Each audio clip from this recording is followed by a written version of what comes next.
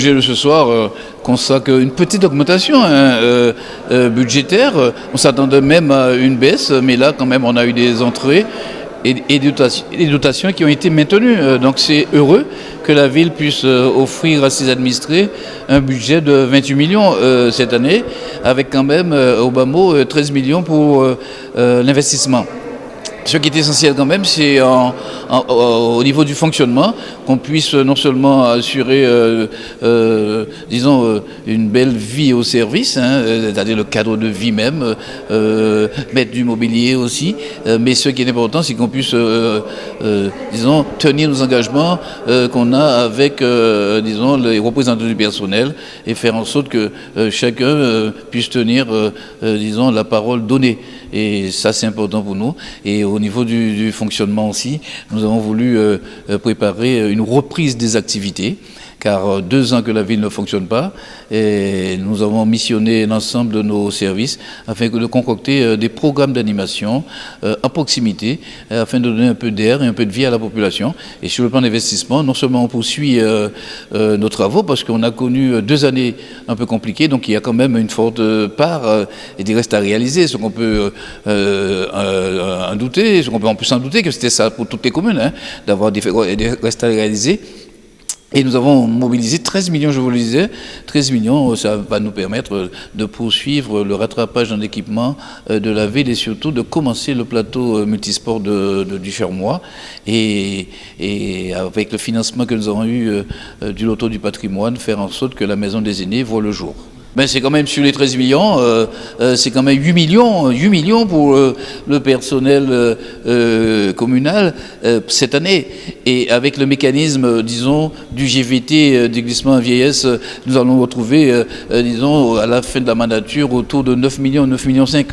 Bon, il faut voir comment la ville pourra supporter tout cela. L'idée, c'est que donner aux agents, disons, le respect de leurs droits et faire en sorte que même les devoirs soient assurés et assumé pour permettre à la population de trouver matière à épanouissement et on va dire matière à bonheur. C'est ça notre mission sur le territoire de la ville de Saint-Claude. Ben, aujourd'hui, c'était un peu le marathon des votes des budgets. Le CK ce matin, la caisse des écoles cet après-midi et ce soir le budget communal.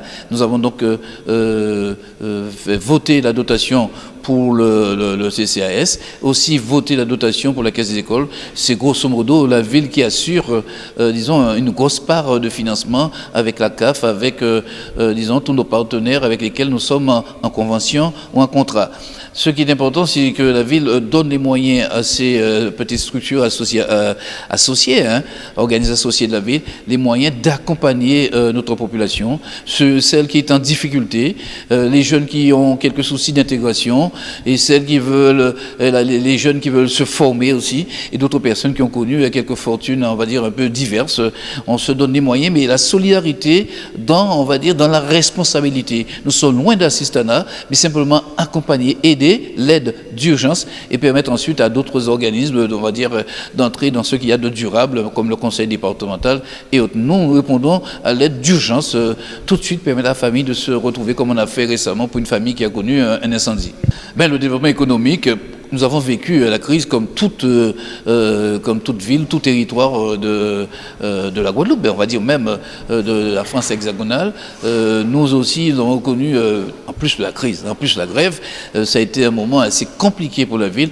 Je peux vous dire, on s'en remet, on va dire, difficilement, mais on s'en remet quand même. Et ce qui est important, et au point de vue activité aussi, les choses ont connu un ralentissement. Alors c'est pour ça qu'on a un programme d'animation, redonner vie, pour qu'on retrouve des personnes en capacité d'investir, qui aient envie d'investir sur le territoire et qui ont envie de faire plaisir à leur ville.